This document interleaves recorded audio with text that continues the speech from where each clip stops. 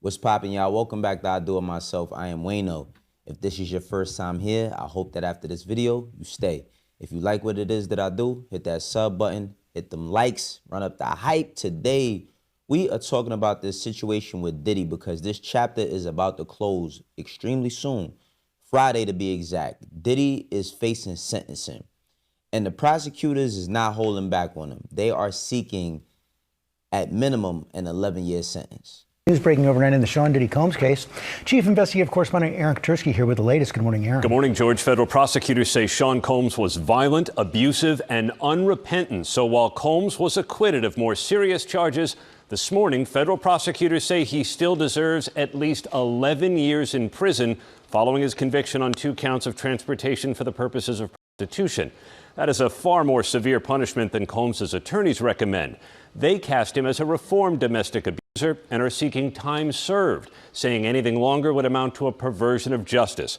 But prosecutors point to hotel security camera video of Combs attacking Cassie Ventura to argue Combs held all the power over people he transported while they ended up bloodied and bruised. They say the sentence should reflect Combs' decades of unchecked violence and the substantial psychological, emotional, and physical damage he has inflicted.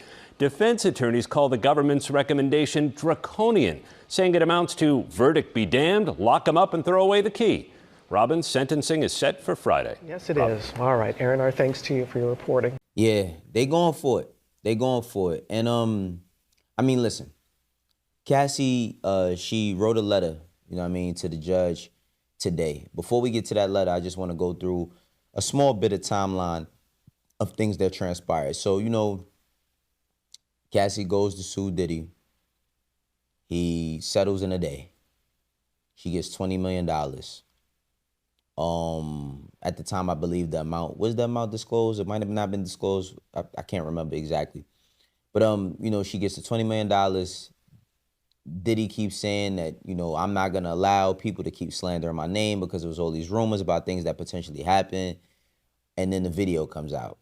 Now, the video that comes out, disgusting. I don't think anybody that sees this video could watch that. And it really changed our perception of Diddy, right? Like, we had always heard things about him being aggressive to an extent, him being manipulative or harmful to people that he worked with or people that worked under him. But now we finally got a chance to see who he was behind that veil. And that shit was nasty. I ain't gonna front. Video comes out. He puts up the video apologizing, not necessarily apologizing, just saying that he was in a dark place. He was down bad, and he's been trying to work to get himself together. He gets arrested after that. Diddy gets arrested after that. They raid his home in Miami. They raid his home in L.A. And then the conversation about this freak-off stuff happens. And I remember distinctively having a conversation saying, well, not really a conversation. I made a tweet, and I said, going to the feds for being too freaky is wild. And I was greeted with all of this crazy talk and all of that. Just a lot of bullshit. It was a lot of fluff, coming in the tweets after that happened. But the thing that struck out to me mostly was people started making these assumptions. They started making these assumptions about what they thought the freak-offs were, what they entailed. They had all of this allegations they was trying to put on Meek, allegations they was trying to put on all these other people. Then you get the guy Little Rod. I know people who know Little Rod, and they from day one was like, yo, dog is lying. You know what I'm saying? Now, Little Rod, he goes out and he says, oh, all these girls in this video are underage. And then the women who were in the video said, what, we 30, you know what I mean? Or we 28, 29, close to 30, you know what I mean? So it was like this back and forth on what people believe versus what they don't. What you believe versus what you don't. What you believe versus what you don't. But we had seen this video, and that video had already ruined our perception of who Diddy was, period, right? So as we see that, we get to this point where Cassie, comes into play, and, we hear that Cassie is going to testify. People started talking about the trial. But before that, I said people started making up these allegations. They started making up allegations about kids. People really wanted it to be true, something that Diddy had done, something with Justin Bieber. I think that is extremely weird for people to keep pushing that they wanted to see Justin Bieber on one of these freak offs or their favorite rappers. It was all of these conversations about people's favorite rappers. who was on the freak-offs, who weren't. Come to find out, the freak-offs were nothing more than private times that Diddy spent with Cassie and Daphne, and times that he taped. Times where he would have men, he's a cuck, you know what I mean? Times where he would have men come and do things with Cassie, and he has these men doing stuff with Cassie. He would pleasure himself in the corner. Weird ass shit. We not gonna skip over the fact that this nigga's a weirdo sexually. Like, we not gonna skip over that. The allegations about the, you know what I mean, the rubbed on his chest and all of that. Listen, it get real funky with this nigga. Let's keep it a stack, bro. When we started hearing shit about him, I was like, damn, I wish we never had to hear none of this. But this is somebody's reality. This is somebody's reality. Now, I wanted to bring up the fact that, like, through this, you had, some of the male escorts, they started doing interviews. One in particular who says he was trafficked by Cassie. By law, he was trafficked by Cassie. He's saying that he's pursuing a civil suit against Cassie because she drugged him. She did all these things to him. He said that she forced herself upon him while she was on her cycle. He says that she drugged him. He says, just a bunch of stuff. Let's watch a small clip from him and come back. So you actually claim that Diddy and Cassie actually drugged you a few times after that? Yes. Explain. Well, that was the first time is when she drugged me because she didn't give me half the pill. She gave me the whole pill, which she ultimately... But although you did agree to take it. Yeah, but I didn't agree to take that dosage, so that's drugging. All right, legally, that's drugging. Okay, fair enough.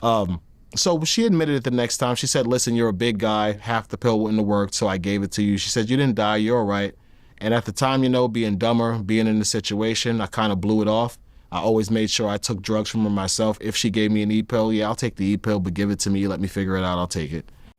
While I do believe that he was involved in the freak-offs because there's other dudes who was in the freak-offs to corroborate his story, I do believe that on some sort of level he's clout chasing. He's saying a lot of things, but his story could be true as well. And he went on to say how it's messed up, how nobody believes the man's story. He's looking for sympathy, really looking for money.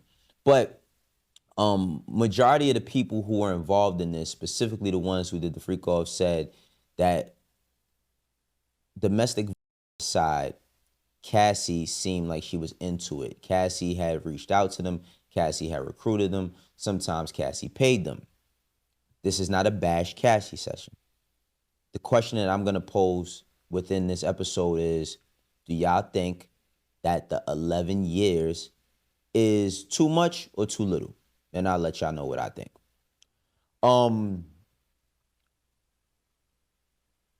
Almost every single one of the guys who said that they was involved with Cassie said that this was a thing that they seemed like she liked to do.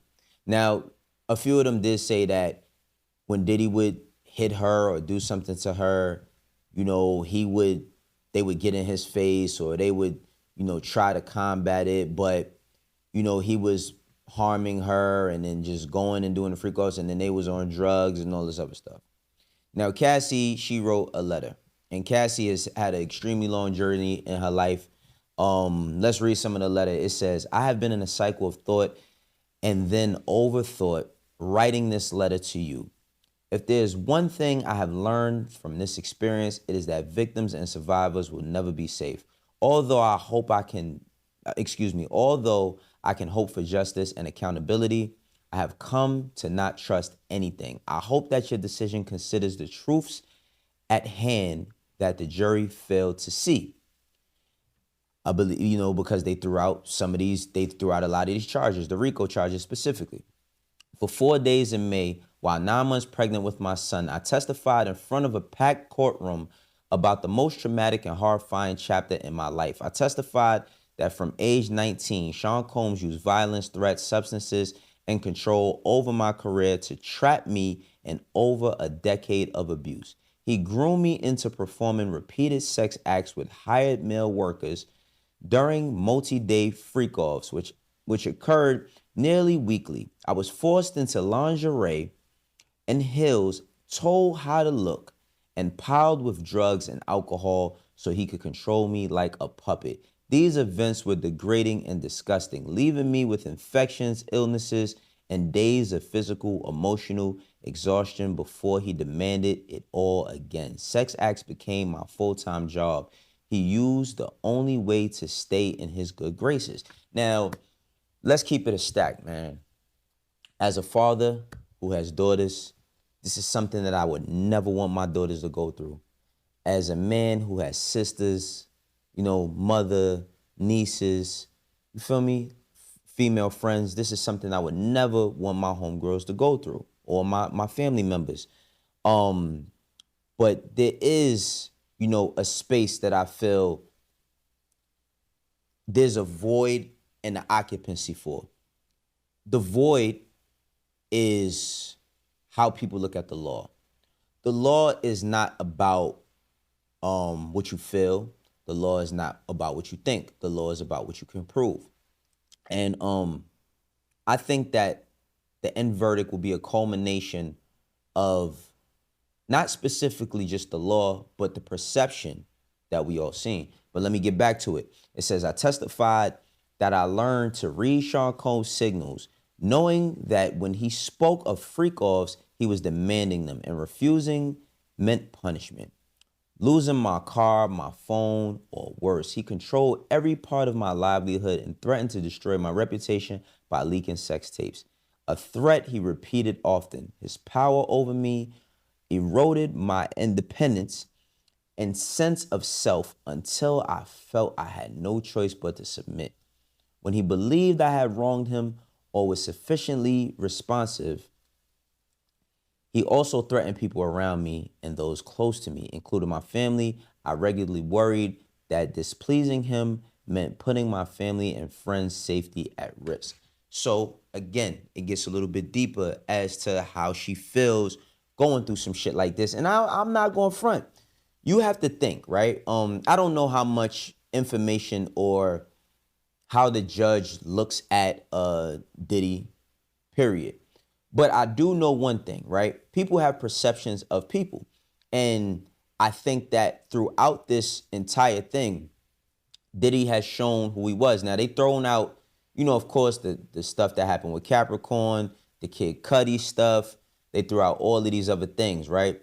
But he's been, you know, convicted of the Mann Act, right? He's been convicted of the Mann Act. But before we get to that, let's finish this. It says, I testified how beyond these threats, Sean Combs frequently used violence to get his way. Over the nearly 11 years we were together, Sean Combs would hit me, punch me, stomp me on my face, pull my hair, and throw my body to the ground against the wall. The jury saw pictures of bruises and my back of Combs kicking me, and he saw how deep the gash over my eye he caused. That gash was crazy, I ain't gonna lie. When he slammed me into the bed frame, the entire courtroom watched actual footage of Combs kicking and beating me as I tried to run away from a freak-off in 2016. People watched this footage dozens of times, seeing my body thrown to the ground, my hands over my head, curled into a fetal position to shield me from that word is kind of redacted, I can't see it. This physical violence caused bruises that makeup artists paid for by Combs would cover up, as well as permanent scars, all over my body. Let's just finish with this right here. Horrible. Extremely horrible. Extremely horrible. There's no excuses for that. But I want to go to a clip of my sis, LoRen LaRosa. Y'all know she was covering this case heavy about what Diddy's lawyer said in court, and then we'll go through the Mann Act. Moment, I don't know if it was really worth it for the government. Diddy's attorney, she stood up at the end of everything. She stood up and she said, "This is the biggest embarrassment to the United States of America." She's talking about this whole, first of all, the whole case, but just the fact that Diddy is still sitting here on these Mann Act prostitution charges. I said, oh, I know what this is about, baby. They know how to feed the media, don't they? Because that right there, that was a hell of a headline. That was a hell of a... Now, she said it's a miscarriage of justice. Now, let's go through the Mann Act, right? So the Mann Act, often misspoken as the Mann Act, is U.S. federal law passed in 1910. It was created to combat what was called then white slavery, forced prostitution, and human trafficking across state lines. It says the White Slave Act, of 1910, commonly known as the Mann Act, what it prohibits: transporting any individual across state lines or internationally for the purpose of prostitution, debauchery, or any immoral purpose. Prostitution angle. If someone arranges or physically moves another person across state lines, across state borders, specifically for sex work, even if consensual, it can be prosecuted under the Mann Act. It says the conviction can lead to federal charges, including significant prison time and fines, right? It says at first it was applied very broadly, sometimes even to consensual relationships. Over time, courts narrowed it down. Today, it's mainly used in cases involving prostitution, child exploitation, and sex trafficking, right? There's something else. It says, so when someone is hit with the Mann Act prostitution charge, it usually means that the government alleges they transported someone across state lines for prostitution or related sex work. So, you know, Diddy has traveled. They've done freak offs, all types of places, paid for travel for people. That's the only thing that they were able to, the only charges that they were able to stick. Thus, Cassie speaking about, Cassie speaking about how things were handled from the jury. Now, this is what I think. What I think is going to happen is, with the 11 years, and this is just me speaking, don't take me, it's like this is personal shit. It is not personal. His lawyer said that he was the only man in U.S. prison under these charges, right? I think that for everything that they could not get Diddy for, they're going to make an example out of him. I honestly was expecting that they was going to seek or looking forward to a 2-year charge, right? Like, let's say he has to do, or 3-year charge. Let's say he's already close to doing 1 year in prison, and 1 year in jail, which would be time served, and then he would have to do another year and then probation, right? It's federal probation. But it's hard to negate the stuff that Cassie said. Now, one could argue, right? A lot of people could argue that while Cassie does say that, you know, she was held and she could not get away and all these different things, that she enjoyed a lavish life. She got to travel while her albums or her music never came out. She got to travel. She got to mix and mingle with all types of people. She got money. She had luxury cars, watches, jewelry. I once seen Sean say that he didn't get nothing for doing 10 years behind defending Diddy, but he seen Cassie get $500K spent on her in 1 day, right? So I think there's a lot of ways to observe this shit. But ultimately, you know, Diddy was into some weird ass sex shit. Now, does that mean that it's right? Nah, that don't mean that it's right. That does not mean that it's right. But by all of these other men who said that they were involved and she seemed to be with it, regardless to her saying that she was on drugs, because, you know, I mean, that is kept into account. We're not going to skip over drugs and drug usage. Somebody being sedated and under the influence means that they can't make the right decisions. You know what I'm saying? If you drunk and high all day and you're inebriated, you're most likely not going to make the best decisions for yourself, especially when it seems like this is all you got. And if you try to run from it, that this is going to be held over you. 11 years is a lot of time.